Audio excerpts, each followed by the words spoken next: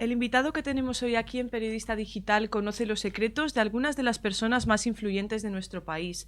Alfredo Fraile es una de esas personas cuya peculiar trayectoria le ha permitido palpar por dentro el poder, el glamour, la fama y el éxito político, económico y social. Siempre desde una discreta segunda fila, pero cercano a los acontecimientos históricos como pocos, Fraile lleva más de 40 años viendo lo que nadie ha visto y escuchando lo que nadie ha oído. La mayoría le conocen como el manager de Julio Iglesias, pero no todos sabíamos que fue, entre otras cosas, asesor de Adolfo Suárez o que introdujo a Silvio Berlusconi en España. Hoy, el que fuera uno de los mejores relaciones públicas de este país presenta Secretos Confesables, el libro que recopila todos los secretos de las celebrities con las que trabajó. Bueno, no sé si todos. Buenos días, Alfredo. Buenos días. Cuéntenos si están todos o solo los que se pueden contar. No, todos no están. Están, como el libro dice, los secretos confesables, los que debo de decir o puedo decir, porque de alguna forma los inconfesables no los voy a poder contar nunca, porque mi obligación es no contarlos y porque además debo respeto a todas las personas con las que he trabajado y tengo muy claro que hay una línea que no debo de pasar. He dado una lista muy amplia y no sé si siente que alguno de ellos le ha podido traicionar. No, yo no me he sentido traicionado por ninguna de las personas con las que he trabajado y además yo también debo aclarar, yo no traiciono a nadie por las cosas que digo. En algún momento de algún personaje cuento alguna cosa que puede resultar un poco escandalosa o llamativa o algo así, pero si es un poco mala siempre pretendo justificar por qué eso ha sucedido, porque como yo digo, o sea, todos somos humanos, cometemos errores y hay cosas que hacemos bien y otras que hacemos mal.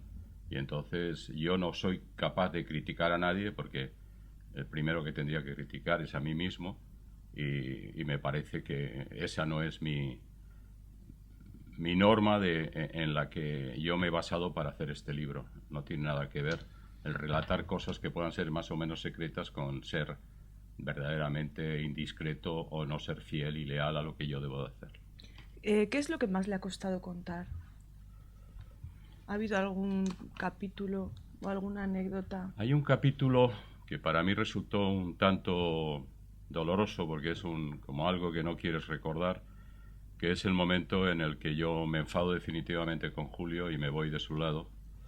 Es una página de la historia que, bueno, no me gustaba recordar mucho, o sea, es algo, pero, y además lo describo con la dureza y con la crudeza que aquel momento tuvo, pero como también digo en mi libro, mi única obligación es contar la verdad a los lectores y esa es la norma del libro. Entonces lo he hecho volviendo a recordar aquel momento malo o ingrato, pero que también de alguna forma supuso para mí una vuelta a la libertad y volver a mi casa y empezar una nueva vida. Entonces lo tengo que explicar y lo tengo que decir cómo fue y cómo sucedió realmente. Antes de centrarnos un poco más en Julio, me gustaría preguntarle si sabe si él o su familia han leído ya el libro y qué les puede parecer. Bueno, el libro no creo que lo hayan leído porque el libro, como tú sabes muy bien, salió ayer y entonces no lo ha leído. Hay mucha gente que ha tenido la suerte o la desgracia de que unos días antes se lo han dado y lo habéis podido leer porque sois profesionales y tenéis que hablar sobre este tema. Pero Alfredo, si llama a Julio a la editorial y pide que se lo envíen unos días antes, yo creo que no habría ningún problema. No se lo habrían dado porque los de la editorial me han dado a mí un libro cuando ya estaba en Madrid un día antes porque han sido celosísimos con el tema de la discreción y no sacar nada antes. A lo mejor se lo hubieran dado, además sí. Merecía que se lo hubiera dado. Pero bueno, conociéndole a él, ¿cómo le puede sentar una cosa? Conociéndole a él te voy a decir una cosa. No hubiera leído el libro porque no leo un libro. Bueno, perdón, yo puedo hablar hasta que yo me fui. De eso hace 30 años. O sea, todo lo que cuento de Julio es mientras yo estaba con él hasta el final del 84 que yo estuve con él. Hace 30 años que yo me fui del lado de Julio. Lo que pasa es que todavía sigo siendo el manager de Julio Iglesias para mucha gente. O sea, esto es algo que hasta cierto punto no es ninguna carga para mí. Para mí es un orgullo haber trabajado con él durante 15 años, haber creído en él, haberle ayudado a llegar y a convertirse en una leyenda. Cuando yo me fui ya era una leyenda. Yo inventé para Julio en Estados Unidos, en Los Ángeles, una frase que pusimos en su publicidad, en todo lo que hicimos de billboards y todo esto, que se llamaba The Legend is Beginning, una leyenda está comenzando, está naciendo, y me siento muy orgullosa de esa etapa de mi vida. Pero, sinceramente, no creo que a Julio, si lee el libro en profundidad, le moleste, sino que al final dirá así, este cabrón de Alfredo al final se ha portado bien, como siempre me he portado bien con él. Dice que se siente orgullosa de esa etapa de su vida, 15 años al lado de Julio. ¿Por qué 30 años después decide recopilar esto y contarlo? Pues este libro está en la calle por culpa de mis dos hijos mayores, Alfredo y Jaime, que un día se van a Editorial Planeta y hablan con un editor y le dice: ¿a ustedes les interesaría un libro de las memorias de mi padre? Y entonces los de Planeta, en un ataque de locura, dice: pues sí, nos interesaría. Y entonces me llaman a Miami, porque yo estoy viviendo en Miami desde hace 6 años y medio, y me dicen: papá, te hemos firmado un contrato con Planeta para que hagas un libro. Digo: ¿pero cómo? Entonces ellos me lo dijeron. Yo durante toda mi vida y en mi trabajo, yo no he llevado nunca los problemas a casa. Nunca he contado lo que hacía y lo que no hacía. Ellos se enteraban de cosas pues por la prensa y algunas cosas, porque yo faltaba bastante tiempo en mi casa. Y entonces yo no contaba las cosas, entre otras cosas porque... Bueno, hay muchas batallitas dignas de contar. Pero lo que no quería era que fueran las batallitas del abuelo, entonces no contaba nada, y estos hijos míos, en un ataque de gamberrismo, me provocan esta situación de hacer un libro que además yo pensé cuando me dijeron: bueno, esto lo hago yo en 4 meses, cuento lo más importante, y he tardado más de 2 años en hacer este libro.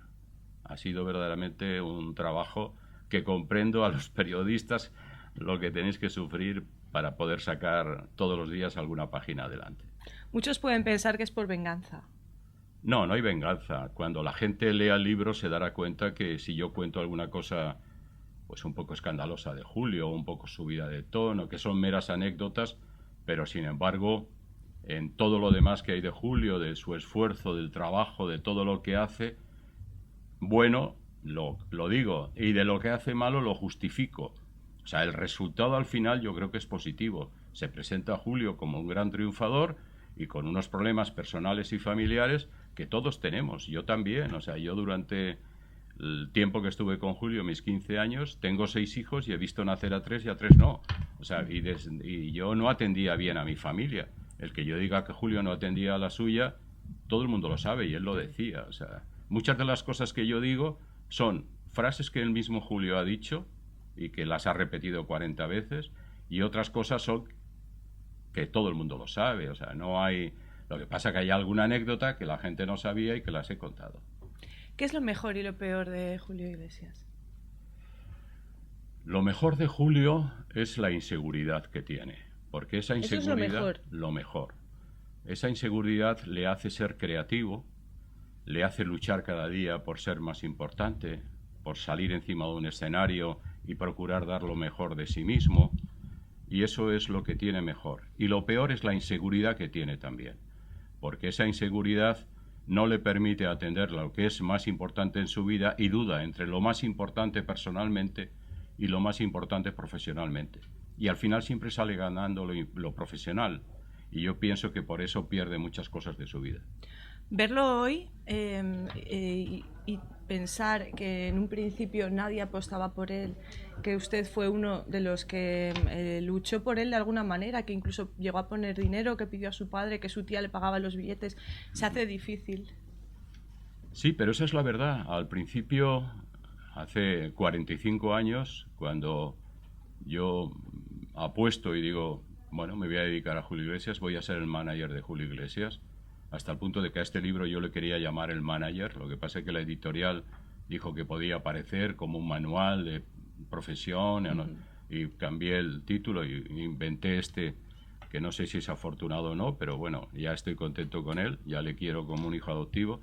Entonces, nadie al principio apostaba por Julio, ni siquiera el propio Julio. O sea, Julio al principio decía: Alfredo, vamos a trabajar un poco en esto, 4 o 5 años, ganamos un poco de dinerito, lo ahorramos y nos volvemos a casa, y cada día Lo que pasa es que íbamos viendo, él y yo, las dos formas que teníamos de ir por la vida y nos dimos cuenta de que había una forma de trabajar y de ir más adelante y de que un futuro que cada día era más lejano se iba prolongando y nos cambió la vida a los dos. Pero al principio nadie daba un duro y afortunadamente hubo personas de mi familia que me ayudaron. ¿Cómo alguien puede luchar, pelear e intentar convertir a alguien que dice yo no canto en canto en una estrella internacional? Pues la única fórmula es creer en lo que tú haces. O sea, yo creía en Julio Iglesias y yo sabía que Julio Iglesias podía ser una gran figura. También es verdad que con el tiempo iba aumentando las fronteras y pensaba que podíamos llegar a más, ¿no? Pero la única fórmula para poder llegar es creer firmemente en lo que tú estás haciendo y defenderlo con toda tu fuerza. ¿Es verdad que él cree que todo el mundo se acerca a él por su dinero? Pues desgraciadamente sí, y él no sabe valorar. Hay personas que hemos estado a su lado y que no tenemos precio. O sea, sinceramente, con dinero no pagaría lo que nosotros hemos hecho por él. Pero él siempre tiene esa inseguridad que además debo de decir una cosa, que es que mucha gente no conoce, que es por qué Julio es así. O sea, Julio es como es porque todos nosotros, todos, tú y yo, todos, somos el resultado de lo que nosotros hemos ido viviendo en nuestra vida, desde nuestra niñez, nuestros estudios, nuestro padre, nuestra madre, luego cuando sigues estudiando trabajas, cuando te casas, si tienes un fracaso matrimonial como Julio lo tuvo, por culpa de él, luego además secuestran a tu padre por culpa de él, como él dice, han secuestrado a mi padre porque es el padre de Julio Iglesias, no porque es el doctor Iglesias. Todas esas cosas te va creando una especie de coraza o te va añadiendo que te hace ser de una forma especial. O sea, Julio no es como es por capricho, sino Julio es el resultado de todo lo que ha ido pasando, lo bueno y lo malo que ha ido sufriendo en su vida. ¿Se puede decir que los dos puntos importantes en su vida fueron el accidente, los dos puntos que más le han marcado, el accidente por un lado y el secuestro de su padre por el otro? Porque yo creo, del libro se desprende que la debilidad de Julio, si es que tiene una parte de las mujeres que ahora hablaremos, es su padre. Sí, yo creo que tienes razón. Esos dos puntos son verdaderamente dos puntos que le han marcado mucho. Yo añadiría un tercero, que es el fracaso de su matrimonio. Porque Julio asimila muy mal los fracasos, gracias a Dios ha tenido muy pocos, pero el fracaso matrimonial también le afectó. De alguna forma le hizo tomar la decisión de volcarse más en el trabajo que en su familia. Seguramente si hubiera tenido un matrimonio feliz, pues no hubiera pasado eso, ¿no? Y a lo mejor no hubiera llegado a ser el Julio Iglesias que es, o sea, esa es la verdad. Pero yo creo que esas tres cosas que tú has dicho, las dos y la que yo te he añadido, creo que es lo que más me ha Para marcado. Julio Iglesias lo más importante es su carrera profesional, o era su carrera profesional, pero cuesta entender entonces que digas cosas como que a él le costaba salir al escenario. Choca, por lo menos. Bueno, es que antes te decía que una de sus mayores virtudes y defectos es la inseguridad. O sea, él se pone nervioso, afortunadamente, antes de salir a un escenario. Si, todavía creo, porque estos últimos años no lo sé, pero cuando yo estaba, todavía esa responsabilidad de enfrentarse al público, esa necesidad de quedar lo mejor posible, de que todo sea perfecto, todo eso le daba una cierta inseguridad y le costaba salir al escenario. Yo siempre que estaba con Julio iba a salir al escenario, le solía acompañar hasta el escenario y cuando estaba ahí hacía así, le daba una palmadita en la espalda y le decía venga para adentro.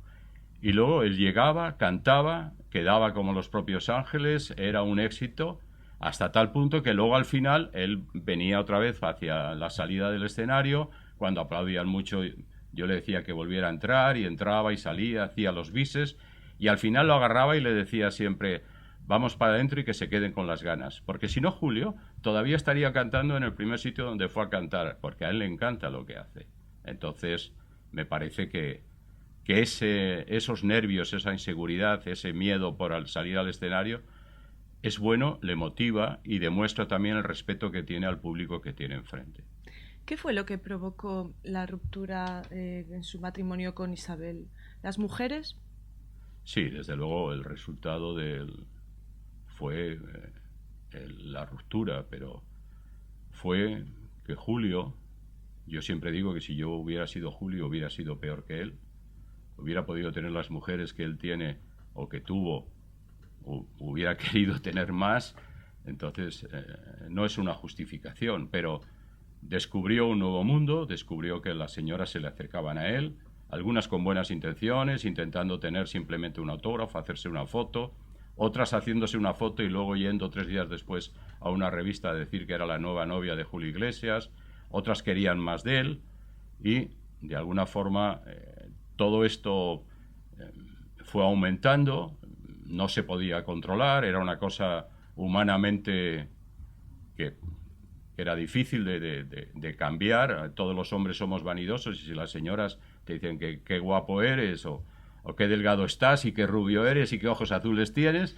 te gusta y entonces pues caes en eso. Y cuando ya Isabel vio que aquello aumentaba y las giras en las cuales Julio iba solo, Isabel no venía, no le acompañaba, cada vez había una excusa y Isabel luchó por defender su matrimonio hasta el último momento y porque todo fuera bien, pero cuando vio que no podía, cortó definitivamente.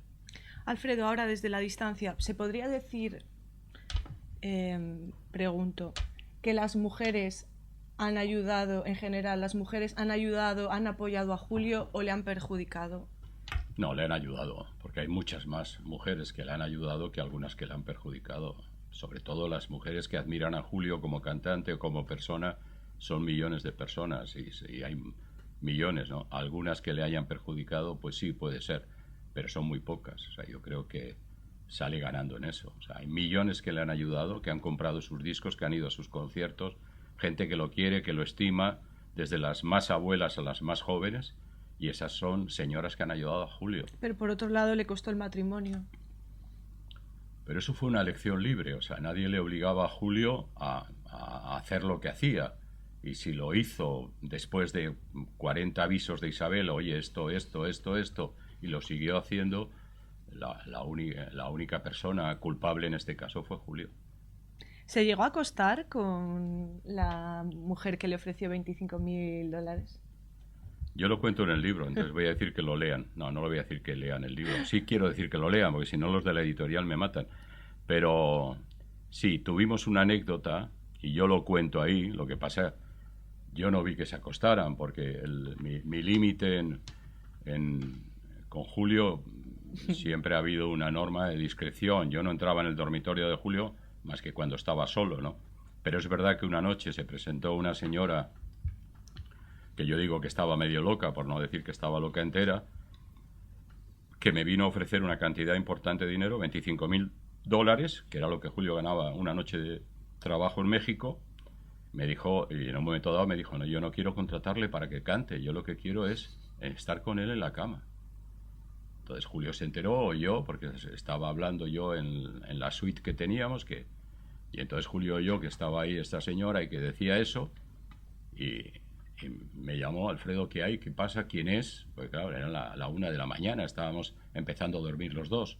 Cuando le dije lo que pasaba, me dijo, pero bueno, está loca esta, y a ver, pasa, ya hablo un momento con ella y que se vaya. Y ella entró y yo les dejé a los dos hablando porque la señora empezó ahí a llorarle, ya no sé qué, y me fui.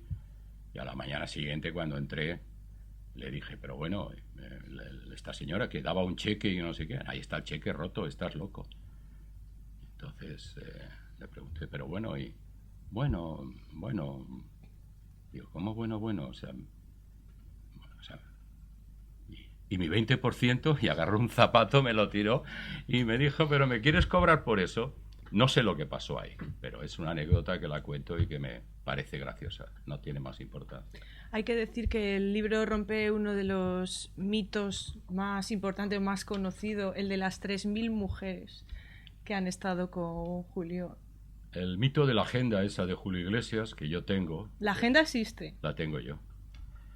Es una agenda que nos regaló un amigo, Santiago Villar, que es un joyero de Puerto Rico que tiene Cartier, vamos a hacer publicidad, que nos regaló una agenda, le regaló a Julio una agenda, pues debía de ser por su cumpleaños o algo así, que es una pequeña agenda roja rectangular, que abajo pone las iniciales JI.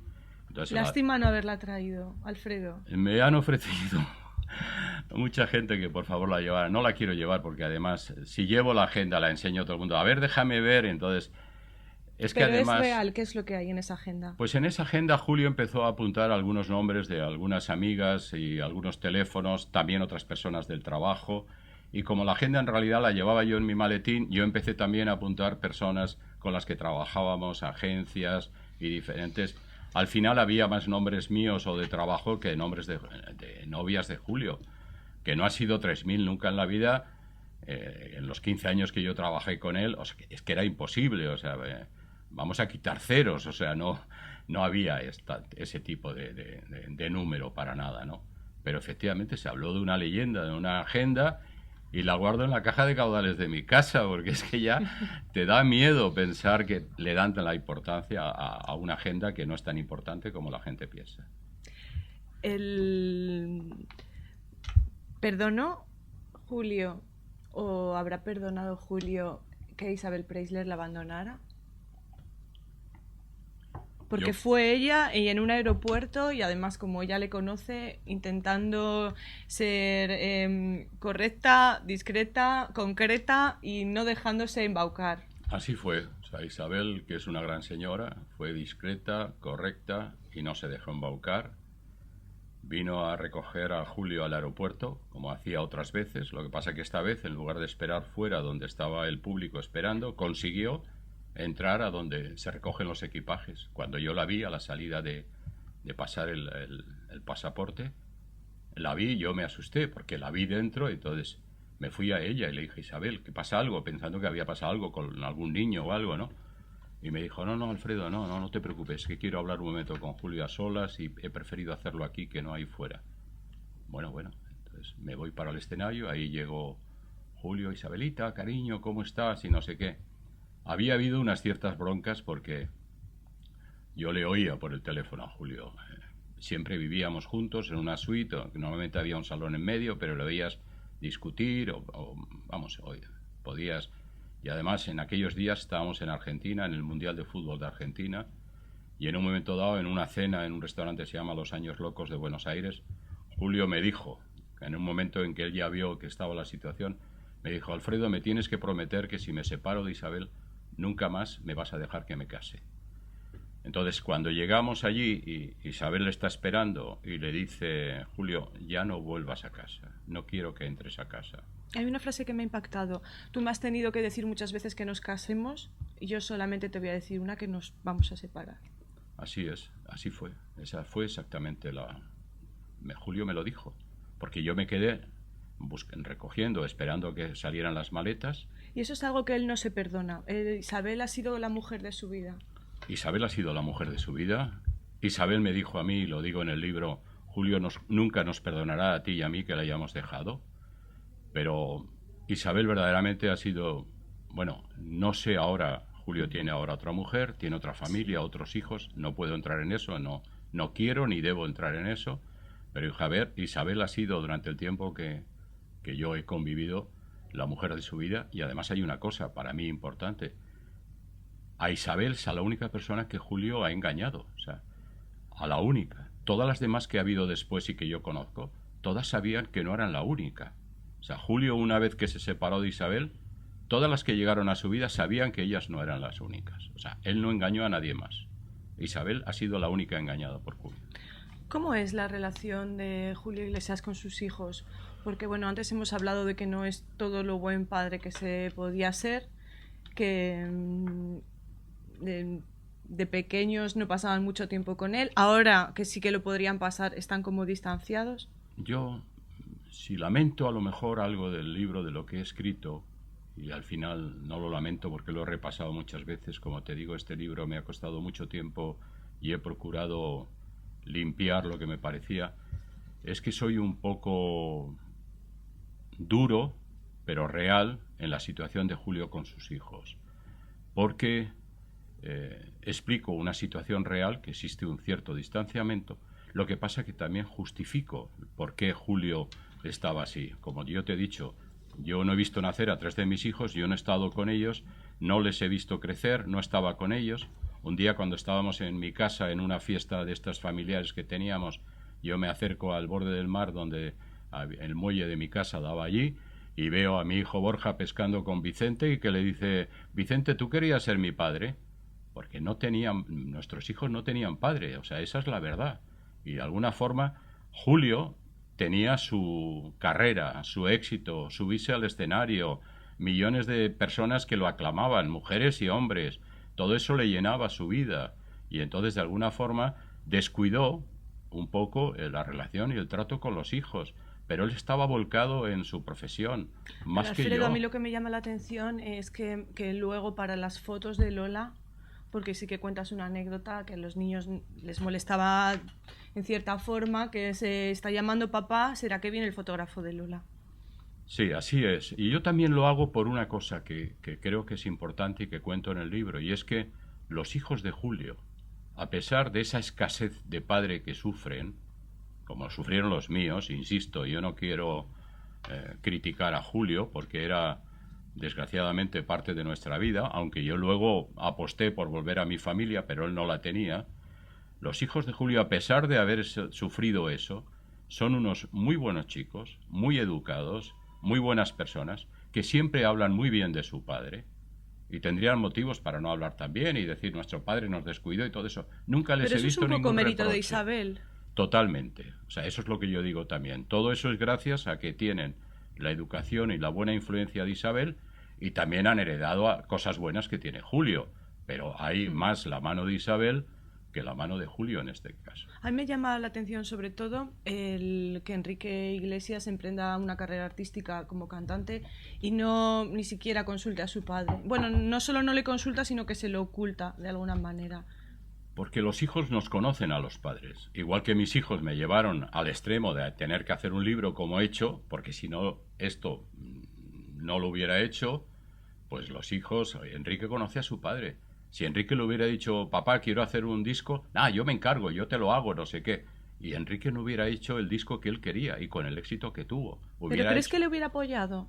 ¿O que a él no le No, sí gusta lo hubiera que apoyado. Yo ninguno de creo. sus hijos siga sus pasos? No, no, no, sí. Lo que quiere es que sean los hijos de Julio Iglesias. Y los hijos de Julio lo que quiere ser cada uno es Chabeli, Enrique y Julio José. O sea, no quieren ser solamente los hijos. Es muy difícil ser hijo de Julio Iglesias. O sea, muy difícil. Tienen un gran mérito.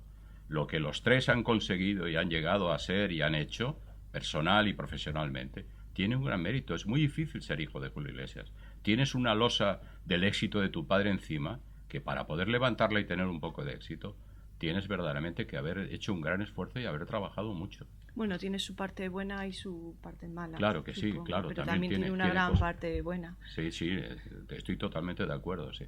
Ser hijo de Julio Iglesias también es muy bueno. Y Julio procuraba, en la medida de lo posible, darles todo lo que podía si no le molestaba mucho. Si no ocupaba mucho aparte de su tiempo. Eso es lo que. ¿Y crees que se habrá alegrado entonces del éxito ahora de Enrique? Sí, yo creo que en el fondo se ha alegrado de ese tema. Lo que pasa que en el fondo él no tiene celos de su hijo. O sea, yo desmiento que Julio tenga celos de su hijo. Julio lo único que pasa es que le hubiera gustado ser más partícipe del éxito de su hijo. Y no le perdona que no le haya pedido ayuda y no le haya consultado y todo eso. Pero sinceramente creo que Enrique hizo bien. Ha hecho lo que tenía que hacer y ha tenido un gran éxito y tiene mucho mérito. ¿Se llegó a pagar el secuestro de Papuchi que tanto se habló? Cuando el doctor Iglesias Pugale secuestra a ETA, os enteráis allí y sé que fue tu hermano el que vino con una mochila con $1.000.000 Sí, para pagar ese secuestro. Luego se ha dicho que no. ¿Qué pasó realmente? No, pues realmente pasó eso. Nosotros no teníamos ninguna noticia, no sabíamos lo que estaba pasando, no había nada seguro, no había ninguna reclamación, nadie pedía nada. Teníamos los teléfonos controlados en España y en Miami, allí llegó el FBI en colaboración con la policía española, esperando que en algún momento hubiera alguna llamada o algo. No hubo nada. En un momento dado, Julio decidió, vamos a llevar dinero a España por si hace falta algo. Mi hermano Jorge estaba en Miami, vino con una bolsa con dinero para acá y cuando mi hermano Jorge llega a Madrid, resulta que esa noche La policía española, que estaba buscando a otro secuestrado, al Hiperheide, encuentran al padre de Julio esa misma noche. O sea, no se llegó a pagar rescate. Y ese mismo Pero día se hubiera pagado. hubiera pagado Julio lo que hubiera hecho falta por rescatar a su padre, lo que hiciera falta. Aunque hubiera tenido que endeudarse toda la vida, lo hubiera hecho. Porque adoraba a su padre y porque además se sentía culpable y responsable de que lo hubieran secuestrado. O sea, esa es la verdad. Pero no se llegó a pagar. Esa mañana en la Embajada de España en el Líbano llegó una carta donde por primera vez se reclamaba el rescate del padre de Julio. Pero no llegó a hacerse. Fue a posteriori. Justo. O sea, en cuestión de horas pasó todo eso. Fue un milagro, gracias a Dios. Y es uno de los palos más duros y yo creo que más le ha podido afectar a raíz de ese secuestro. Sí. Y además todo eso de alguna forma le cambió la forma de ver y de pensar las cosas. Le pidió a Isabel que mandara a los hijos a Miami para que estuvieran allí más protegidos, más cuidados. Isabel aceptó con dolor de su corazón, pero estaba de acuerdo también para que los niños no tuvieran un peligro, porque pensaban que podía pasar. No solamente por ETA, sino por alguno de estos locos que hay que de repente hacen este tipo de cosas, ¿no? Y todo eso le afectó y el tema de la seguridad también empezó a ver fantasmas donde a veces no lo sabía.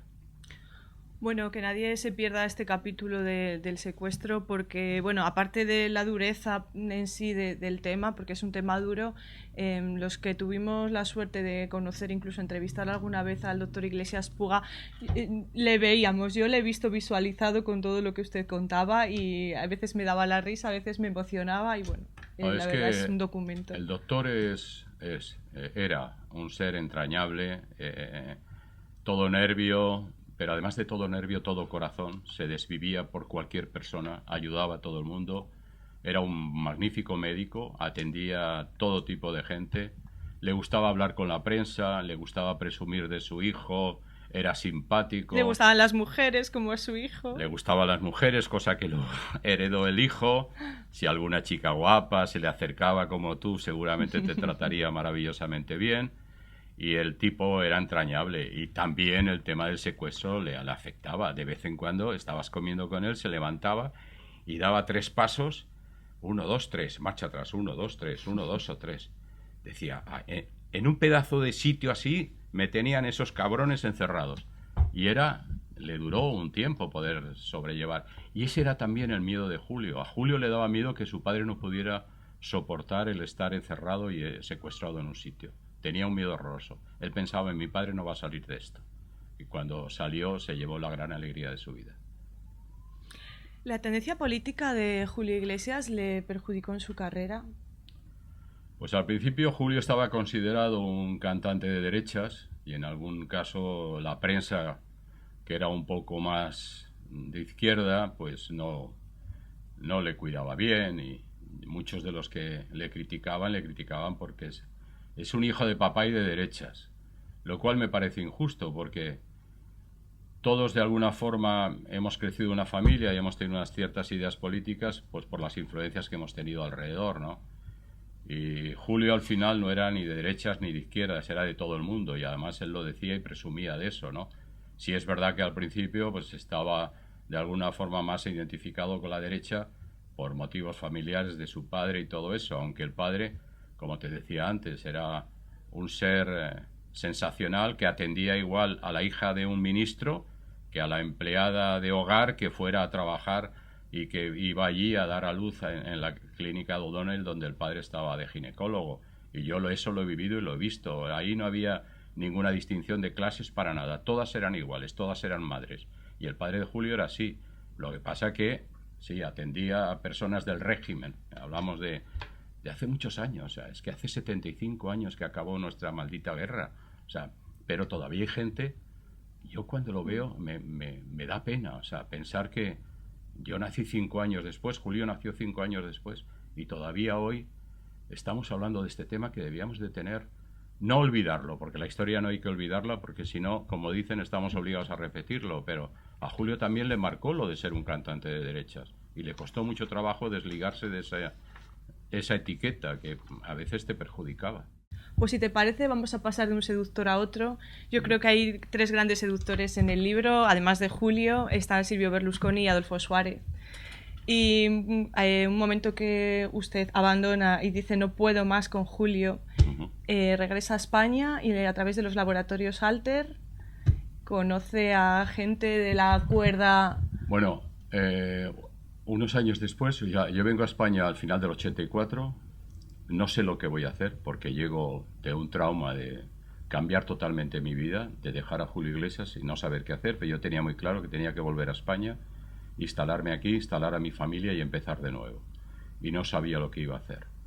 Y un año y medio más tarde, en el 86, yo colaboro con los laboratorios Alter, es una de las compañías para las que trabajé, y ahí hay un amigo, Rafael Ruiz, que me viene a ver y me dice, yo soy del CDS, yo lo sabía porque él iba todo el día diciéndolo, pero me dice, tú que has conseguido que Julio Iglesias vendiera millones de discos, ahora tienes que conseguir que voten a Adolfo Suárez millones de españoles. La gente pensaba que yo hacía milagros, el único que hace milagros es Dios, y yo desde luego no hacía milagros, pero yo trabajaba al servicio de mis jefes. Entonces me planteó la papeleta de que en las elecciones del 86 Adolfo iba a presentarse otra vez. Era un partido que había caído a la mínima expresión. Había dos diputados. Había dos diputados, Adolfo Suárez por Madrid y por Ávila Rodríguez Agún. Exactamente. Y pasó de 2 de una 20. manera increíble a 19, ¿no? A 19, sí, exactamente. Del 82 al 86. Y eso es debido a que hicimos una campaña en la que yo tuve la suerte, porque no es un trabajo mío personal, o sea, yo creo, y por eso lo digo en el libro, que yo tuve la suerte de contar con un magnífico equipo de colaboradores, que cada uno, como digo, era de su padre y de su madre, que iban desde la derecha, Fernando Nega, que era más bien de derechas, hasta Raúl del Pozo, que era más Comunista. bien de izquierdas. Ahí habíamos un grupo de personas que creíamos en Adolfo Suárez, que lo respetábamos y que dijimos, vamos a ponernos juntos a trabajar para lo mejor de Adolfo Suárez. El mérito es haber elegido a esa gente, haber llamado a esa gente y que esa gente aceptara. Porque, por ejemplo, Borges, que era socialista, sí que dijo, yo por Adolfo Suárez lo hago, pero no me pides que le vote. Eso es. Y además yo digo que no sé si le votó luego o no, pero la verdad es que Antonio, que era compañero mío de colegio de los Sagrados Corazones, al lado de mi pupitre, porque era fraguas y fraile. Y se me ocurrió que en las campañas políticas aquí en este país son todas muy serias. Y además yo creo que los gabinetes políticos de prensa y de comunicación aquí en este país están muy mal hechos. Lo voy a aprovechar y lo voy a decir, porque como yo ya no lo voy a hacer nunca más, no pues piensen que estoy llamando para que me contraten, que no volvería nunca a hacer política en este país. Pero están acostumbrados a que sea un grupo muy voluntarista de la gente del mismo partido los que hagan la labor de hacer la promoción y la prensa y las relaciones públicas. Y es un error, porque si tú no te alejas y ves las cosas desde fuera, no eres capaz de analizar lo que está mal dentro. Y normalmente se retroalimentaban y todos eran sí buenas, sí presidente, lo que tú digas presidente. Y nosotros lo que hicimos es, ese grupo tan heterogéneo de personas, pensar cuáles son los problemas que España tiene, qué es lo que necesita, cuáles serían las soluciones. Las soluciones van a venir de la mano de Adolfo Suárez. Adolfo Suárez va a prometer y va a cumplir que va a hacer lo que promete. Vamos a buscar cuáles son los problemas, vamos a buscar cuáles son las soluciones y que Adolfo las aporte en su campaña. Entonces, trabajamos en eso, estudiamos a fondo las cosas y presentamos un proyecto de comunicación y un proyecto de diseño de campaña para Adolfo, que se lo llevé a su oficina en Antonio Maura y se lo fui a presentar para ver si le parecía bien y lo aprobaba. Y no le pareció bien. No le pareció bien y estaban allí encerrados en una sala de juntas y cuando salió Chus Viana, otra gran persona de las que se han cruzado en mi vida, me dijo, Alfredo, mira, lo sentimos, pero a Adolfo no le gusta lo que habéis hecho y lo valora mucho, cree que es un gran esfuerzo y que es un buen trabajo, pero no se siente bien, no se siente cómodo y ¿No era una persona fácil? No, Adolfo no, Suárez. para nada, no era fácil. Y yo le pregunté a Chus, digo, Chus, ¿pero a ti qué te parece? No, no, a mí me parece que está bien, o sea, me parece que además tenéis razón. O sea, o hacemos eso, no tenemos nada que hacer, estamos en las últimas. Entonces yo le pedí por favor a Chus, digo, Chus, hazme el favor, déjame que hable con Adolfo, ponme enfrente de él y que a ver que él me diga lo que es y a ver si le puedo convencer o cuáles son nuestros puntos flojos y que él defienda lo que él piensa. Y me dijo, bueno, si no te importa esperar, yo le digo a Adolfo que quieres hablar con él. Estuve esperando allí durante más de una hora, porque entre otras cosas Adolfo estaba viendo un programa de Pedro Ruiz que hacía muy divertido, donde le imitaba y le hacía mucha gracia. Y cuando acabó el programa de Pedro, me hizo pasar y entré. Y, ¿qué tal, Alfredo? ¿Cómo estás? Muchas gracias por lo que habéis hecho. Qué trabajo más bueno. Esto es fenomenal. Me encanta lo que habéis hecho. Tengo que daros las gracias a todos, pero yo no puedo hacer esto. Entonces, ¿por qué no puedes hacer esto? No, porque yo tengo una obligación, tengo un compromiso. El 23F es algo que yo no puedo utilizar. Es una fecha trágica para los españoles. Yo tengo un respeto. La historia de España para mí es más importante, España es más importante que yo no puedo jugar a utilizar esto.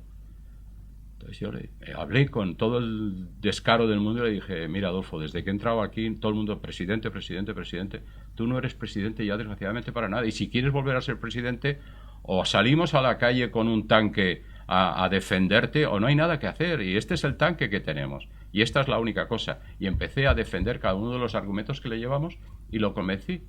Y al final me dijo, Alfredo, estoy de acuerdo, pero solamente una cosa, yo no puedo defender en lo que no creo, y le dije a Adolfo, ni yo tampoco. Y no me hagas tampoco pasar por el tema de tener que hablar del tema del 23FIS. Le dije, no te preocupes que tú no vas a tener que hablar de eso. Entonces, aquello se cumplió. Él se volcó, Me se llama la fue atención involucrando. que él, uno de los requisitos que siempre os ponía es que no voy a prometer nada que no pueda cumplir Siempre.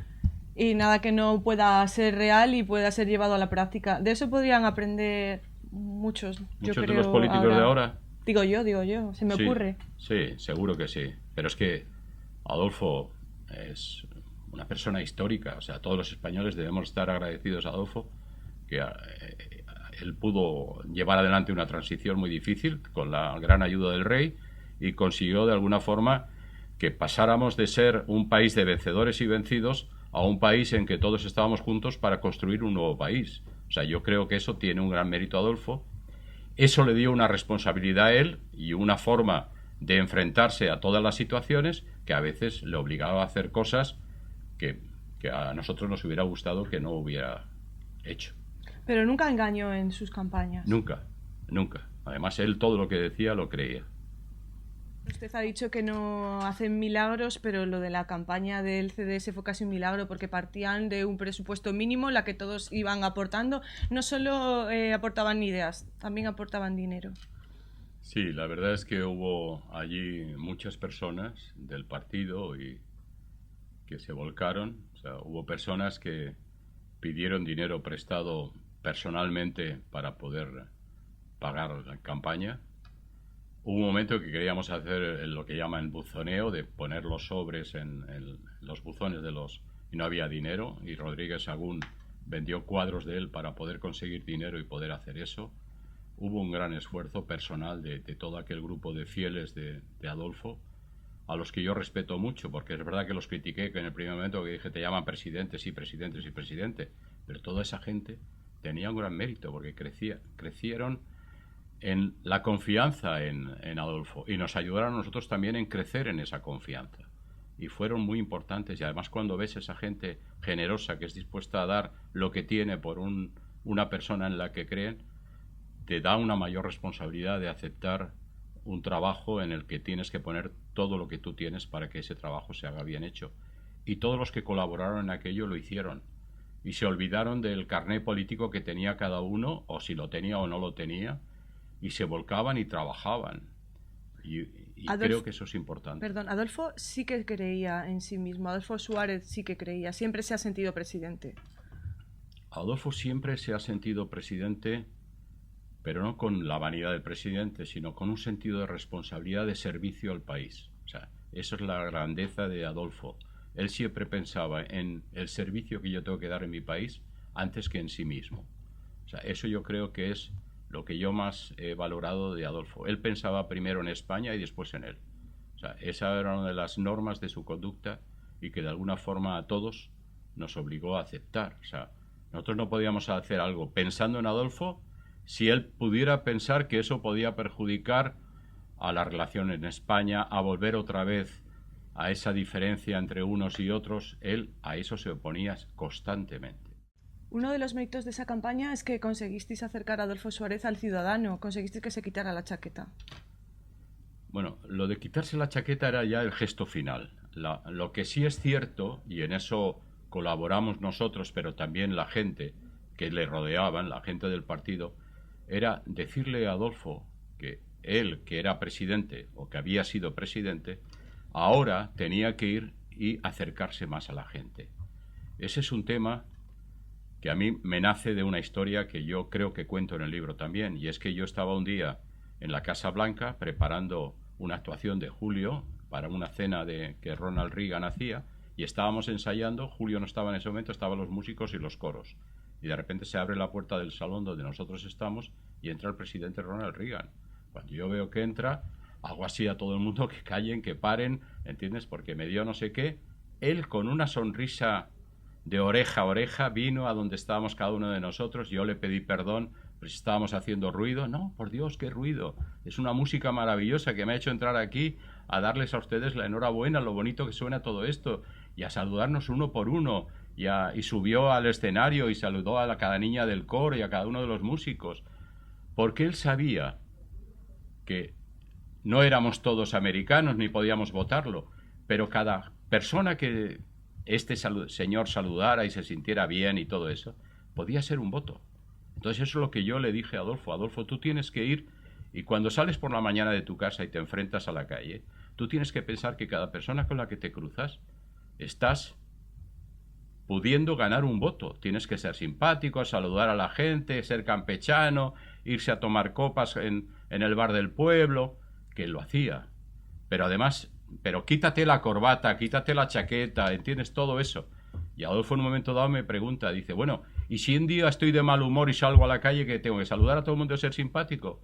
Y le dijo Chus, mira, Adolfo, si te has enfadado y estás enfadado, vuelves y que te aguante Amparo, que los demás no tienen que aguantarte. Y eso es, de alguna forma, le hicimos, y además él cada vez le gustaba más. O sea, cada vez se daba cuenta de que llegaba a la gente, de que a la gente de verdad, para ellos era importante saludar a Adolfo, ser cercanos, y estaban contentos con él.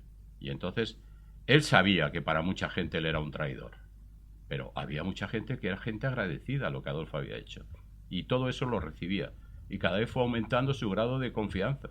Y cuando yo le contaba que Julio, cuando estaba muy feliz, al final tiraba la chaqueta del escenario, un día, por gastarme la broma, hizo lo mismo, se quitó la chaqueta y la tiró, y le gustó, le hizo gracia, y luego lo hizo muchas veces más. Es un tipo espléndido. O sea, hay poca Aprendió gente. de esas técnicas de seducción y de ganarse a las personas de Julio, entonces. No, él tenía su propia técnica. Aquello lo hizo el primer día como una broma para mí, porque yo le decía, tienes que ser como Julio Iglesias y conquistar al público, y me hizo así, me guiñó el ojo y tiró la chaqueta. Y aquello, cuando la gente se mató por la chaqueta, le hizo gracia, y luego ya lo hacía, pero él era natural como la vida misma. O sea, eso es lo bueno que tenía Adolfo. No podías cambiarlo, y eso es lo que había que vender. Me ha gustado en el libro una anécdota que es cuando Adolfo Suárez visita a Mercedes Milá de jueves a jueves, un momento en el que era un programa que tenía mucho éxito, Sí. que todos los ciudadanos veían y que, bueno, funcionó estupendamente. Y que ahora creo que Mercedes se va a enterar de cosas que hasta ahora estaban un poco ocultas, como que conseguisteis esas preguntas. Cuéntame un poco cómo fue eso. Bueno, eso fue... Nosotros teníamos poca repercusión mediática, y cuando había algo que tuviera repercusión mediática para Adolfo, teníamos que aprovecharlo al máximo. Conseguimos que Mercedes, que es una gran periodista, buenísima y magnífica periodista, le hiciera una entrevista en su programa, en una noche muy buena, donde además había otras personas importantes como Montserrat Caballé, y iba Adolfo a ser entrevistado por Mercedes. Adolfo es también una persona reservada o un poco tímida o algo así, Y Mercedes es una mujer que yo creo que también, o por lo menos en aquella época, por lo que yo vi, también era reservada y tímida. Y entonces ella creaba una cierta distancia con el entrevistado y procuraba que esa distancia no se rompiera. Entonces ella tenía una forma de hacer las cosas y tenía una mesa y el invitado estaba al otro lado de la mesa y había unas patas por medio y entonces había una cierta distancia. Entonces, todo aquello había que intentar mostrar lo que antes te hablaba de la naturalidad de Adolfo y cómo era cercano con la gente. Entonces le preparamos a Adolfo y le dijimos, Adolfo, te vas a sentar en una mesa y lo primero que vas a ver es que en esa mesa ella está aquí, tú estás aquí, la mesa acaba aquí, no puedes estar cerca, olvídate de eso, haces así, mueves la silla, te vas para ella y la haces así. Y empiezas a hablar con ella como haces con nosotros, porque Adolfo era muy dado, era muy expresivo y te llegaba, oye, ¿entiendes? Eso mismo se lo tienes que hacer a ella. Se cameló a Mercedes Milá. No, lo que pasa es que la sorprendió y lo que más nos sirvió a nosotros fue que tuvimos la suerte de que teníamos un amigo en el equipo de producción y conseguimos unas horas antes la escaleta del programa donde estaban las preguntas que le iban a hacer a Adolfo. Entonces, en un ensayo final con Adolfo, haciéndole las preguntas que le podían hacer, nosotros preparamos 40 preguntas. Muchas de esas ya las habíamos hecho y las habíamos preparado. Dentro de esas 40 preguntas metimos 20 que iban a ser seguro que se las iban a hacer. Pero a Adolfo Suárez no le llegasteis a decir que esas preguntas... Nunca. Si se lo hubiéramos dicho, esto no hubiera salido bien. Él nunca supo que teníamos las preguntas. Mercedes nunca lo supo. O sea, todo eso, si se hubiera sabido, no hubiera funcionado como funcionó. Lo que pasa es que tuvimos esa suerte, mi obligación era lo mejor para mi jefe y yo lo conseguimos y lo usamos. Y tengo que aclarar, para que no haya problemas, que yo tenía 3 primos en Televisión Española y no fue ninguno de mis 3 primos el que me dio las preguntas. Fue otro amigo que teníamos ahí. Pero es importante. Y cuando yo en mi casa estaba viendo la televisión con mi mujer y yo contestaba las preguntas y me dio un codazo mi mujer, ¿pero cómo? O sea, pero era mi obligación ayudar a mi jefe en todo lo que pudiera. Y creo que fue un muy buen éxito y fue. Y luego además ahí conseguimos también que pusieran el 23F. Esa noche, como él decía, trágica para los españoles, donde todo el mundo se tiraba al suelo. Allí hubo 2 personas que se quedaron sentaditos y bien sentaditos y uno más de pie enfrentándose con la gente, y entonces eso era bueno para él, porque además nosotros habíamos diseñado la campaña como el valor del centro, y eso era una imagen muy clara del valor de Adolfo Suárez. Era bueno para él, pero lo hiciste sin su consentimiento, sin de alguna manera. Él no quería quería lo utilizarlo. supo. No solamente eso, sino que yo había conseguido en las Cortes permiso para ir con Adolfo y hacerle una foto en esa esquina donde él estaba sentado en la bancada azul, hacerle la foto con todos los bancos vacíos, y la idea era hacer el póster de la campaña El valor del centro escrito sobre los bancos vacíos. Conseguí el permiso para hacer la foto y el fotógrafo y yo nos quedamos esperando y Adolfo no quiso hacerse la foto. Él no quería utilizar eso. Entonces había que hacerlo a pesar de que él no quería. Y así se hizo. Bueno, nos estamos quedando sin tiempo, pero no quiero que te vayas de aquí sin hablarme de uno de tus mejores jefes, Silvio Berlusconi. El mejor. Te voy a decir por qué el mejor. Porque con Adolfo tampoco tuve tanto tiempo. Fueron 2 campañas políticas, fueron unos meses y no he tenido, desgraciadamente, la relación que me hubiera gustado tener con él más en profundidad. Con Silvio he trabajado con él casi 10 años. Cuando yo volví a España, la primera persona que me ayudó y que me llamó y que me dijo, Alfredo, ¿qué quieres hacer? Ven a trabajar conmigo, fue Antonio Asensio, que se portó conmigo como un gran señor y un gran empresario, y que me abrió sus puertas y me sentó al lado de él, me llevaba a todos los sitios y me dijo, vas a conocerme, vas a ver todo lo que hago y me dices en lo que quieres ayudarme y con mucho gusto lo haces. Ahí surgió de repente Valerio Lázarov, otro gran personaje de los que he tenido la suerte de conocer en mi vida, que estaba aquí en España y me dijo, estoy trabajando con Silvio Berlusconi y me gustaría que te vinieras a trabajar con nosotros allí. Digo, no voy a ir a trabajar a Milán. No, no, no, vas a trabajar con nosotros, pero aquí en España. Y entonces él había hablado con Silvio y le habló de mí y Silvio me hizo ir a Milán para conocerlo. Desde el primer momento me sedujo. O sea, es uno de los seductores más importantes que he conocido en mi vida. O sea, era un tipo que no era guapo y alto como Julio, pero el tipo llegaba y es que, quiero decirte, enamoraba a un hombre y a una mujer, lo que hiciera falta, porque además tenía un encanto y una forma de expresarse y una ternura, y era un tipo bárbaro. Yo con él aprendí no solamente a trabajar como un desgraciado, porque él dormía 4 horas, luego hacía 1 hora de gimnasia o de natación en su casa, leía todos los periódicos por la mañana, te citaba a las 6 de la mañana a desayunar y él ya estaba preparado y más listo que todos nosotros. O sea, trabajar las horas que hiciera falta. Y aprendí de él, que eso ya lo llevaba un poco aprendido, de trabajar las horas. A estar bien preparado, a saber lo que uno quiere, pero escuchar también a los demás. A él le gustaba que le llevaras la contraria. Si algo tú pensabas que no, tú se lo decías. Y a las gentes poderosas que yo he conocido, a muy pocos les gusta que les lleve la contraria. Y Silvio te decía, Alfredo, es tu obligación decirme cuando me equivoco. Y si es posible, dímelo antes de que me equivoque para que no me equivoque. Entonces, Silvio era este tipo de persona. Pero lo más importante, además de ser un gran empresario y enseñarme mucho, es que me enseñó el trato con la gente con la que tú trabajas. Cómo había que atender a todas las personas. Él se preocupaba profesionalmente de todos, te exigía mucho, pero luego humanamente y personalmente estaba preocupado de lo que a ti te podía preocupar. A mí me lo demostró en un momento dado de nuestra relación, que mi padre tuvo un problema, un accidente, y él estuvo conmigo en todo momento y preocupado por mi padre hasta que le dije, gracias a Dios, ya está bien, está en casa, no te preocupes más. Pero yo le vi con todas las personas con las que trabajaba cuando estaba con él y iba a Milán, cuando nos cruzábamos en el estudio de televisión, en el pasillo con una persona que le llegaba y le decía, Claudio, ¿qué tal? ¿Cómo estás? ¿Qué tal está tu hijo? ¿Ya está bien? ¿Ya? Sí, comendatore, muchas gracias. No tenía usted que habernos mandado una bicicleta. No, por Dios, si rompería la bicicleta cuando se hizo la rotura esa del pie o no sé qué. No, no, pero no. No, ahora se... No, no, por favor, lo que me interesa es que esté muy bien. O sea, él sabía y se preocupaba de su gente.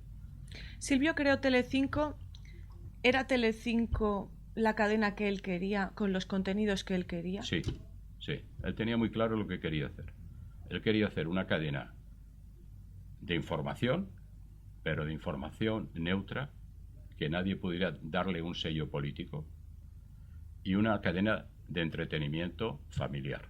Eso eran los 3 pilares en los cuales se tenía que basar.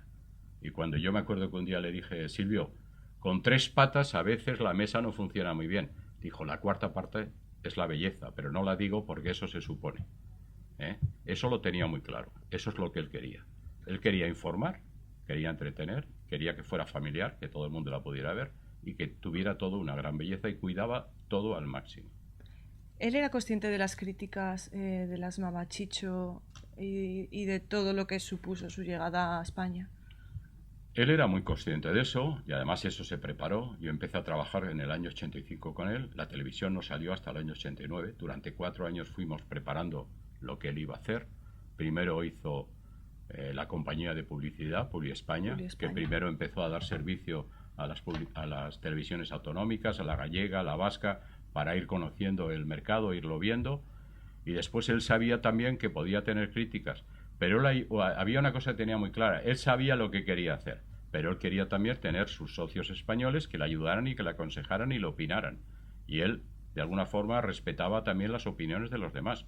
Lo que pasa es que los hechos demostraron que en un proyecto como ese importante y de una inversión importante, todos pensábamos que esa inversión no iba a dar buenos resultados hasta 2 años después, y resulta que el primer año se empezó a ganar dinero ya. O sea que él sabía cómo había que hacer las cosas y demostró con los resultados que lo hizo bien. O sea que fue mejor de lo esperado incluso. Mucho mejor. ¿Por qué eligió a Miguel Durán para la presidencia? Porque le pareció un grupo serio. Miguel era, y debe seguir siéndolo, un tipo espléndido también, un buen jefe. O sea, Miguel es de las personas que sabe llevar muy bien su empresa y dirigir a las personas. Y además comulgaban con las mismas ideas, estaban todos de acuerdo. Y además había un gran respeto hacia Silvio y le decían: Silvio, lo que tú creas que hay que hacer lo hacemos. Tú eres el que sabes de eso. Nosotros no sabemos, nosotros te respaldamos. Nosotros estamos ahí contigo y te respaldamos. Pero tu opinión es la que cuenta más. No, no, pero darme vuestra opinión. Pero si había una duda, Silvio, lo que tú digas. Y eso a él le venía muy bien. Y entonces se llevaba muy bien. Y había un grupo de personas en el que afortunadamente se respiraba un buen aire de... No era una sociedad aquello, era un grupo de amigos. Y creo que eso fue también lo importante y la base para el éxito que tuvo Telecinco en un principio. Bueno, pues Alfredo Fraile, muchas gracias por la entrevista, mucha suerte con Secretos Confesables. Quedan muchísimos temas que no hemos podido tocar por cuestión de tiempo, como por ejemplo los negocios de los cubaitíes en España, Hassan de Marruecos y sus negociaciones con nuestros políticos, los secretos de Carmen Ordóñez, o que el general Somoza, ya sabes lo que voy a decir, de Nicaragua, dormía con una foto de Franco y otra de Rocío Dúrcal. Bueno, todas estas anécdotas y muchas más en el libro, y muchas gracias por habernos atendido. Muchas gracias a vosotros.